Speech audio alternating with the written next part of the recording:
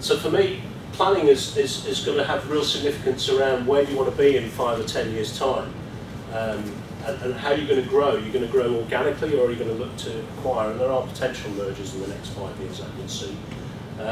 But the real focus should be getting your organic growth right, and then seeing what the potential is from acquisition. The goals and objectives need to be more focused around customer service and efficiency than I think we've previously been focused on, or not been focused on. And a bigger approach to projects and sort of operating projects in terms of neighbourhood areas and new developments, as well as projects to improve the business. And deliverables, greater linkages between the plans we set and performance are going to be absolutely key, because what you want to do is work out which scenarios you've got to deal with, what your plan is, and how you're then going to set your performance levels to achieve that plan.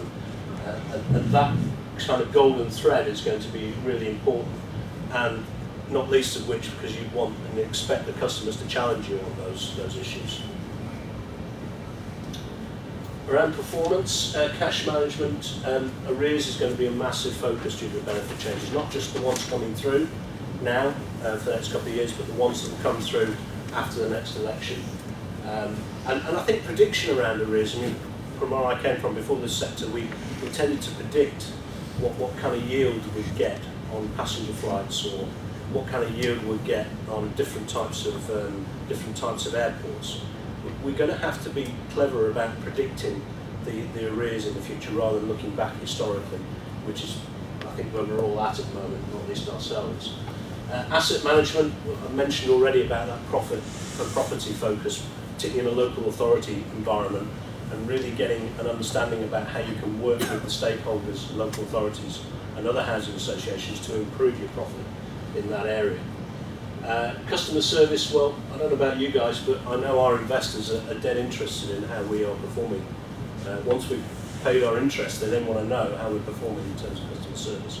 They want to know all the stuff that we do around our point of service surveys, our customer satisfaction surveys, and we've got 8 going up to 10 different customer satisfaction surveys out there now that are not status related, they're ongoing service, point of service experience surveys.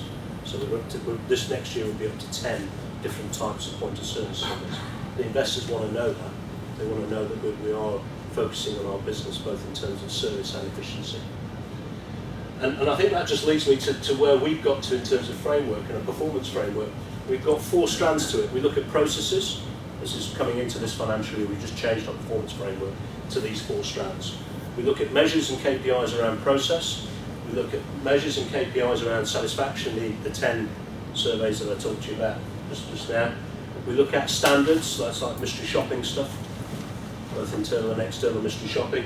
And we look at value for money, and we've just gone through a review, and we're just about to implement a new value for money framework, which is slightly different to the kind of regulatory framework that we've all been used to, the close and money. This is more about efficiency and effectiveness. So that for me is kind of the new world around performance, which would then link back up into the plan, which should deal with the scenarios I talked about before. So in summary, I think the reality is that we're in a changed world now, probably forever compared to the historic housing world, and it will change again in 3 or 4 years' time. I can see that coming. Certainly along the same lines as it's changed now, and potentially may even go further in terms of with the small people privatising the industry. There are clearly opportunities and potential strategic lines at a local level. Localism has quite a power and will have quite a power now, not least of which the presumption of sustainable development that's come into the debate. And so the opportunities at a local level will be there and will be strong.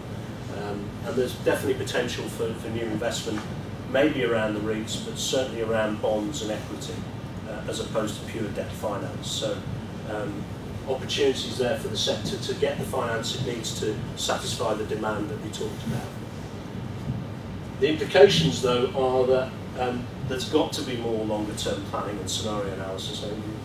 From what I see and where I sit, we've got to keep an eye on that 2, 3, 4 times a year to make sure that we're covering off the potential risks and that we've got a plan to deal with those risks. There've got to be more predictions in terms of performance. So rather than just looking backwards, where do we think we're going to be with arrears, where we're going to be with voids, where we're going to be around the efficiency indicators that we've got during the course of this year when you project forward. And we've got to get a better focus on our asset management, the profit or the surplus per property, and the way that we deal with our neighbourhood management around that and our interventions around that. And finally, customer profiling. It's always difficult to get absolutely perfect information on customers, but through a combination of contacts that we have with customers and the satisfaction surveys, we probably know enough to be able to work out what type of profile of customers are out there, and use that to then plan better and get better predictions of performance in terms of our cash management and our efficiency. And so that's certainly an area we're going down, and I suspect most people will need to go down in the next few years to understand how they get better at planning and performance. Okay, that's it from me. I'm doing on time. Brilliant on time. Hopefully brilliant on content as well. Richard, thank you very much for that.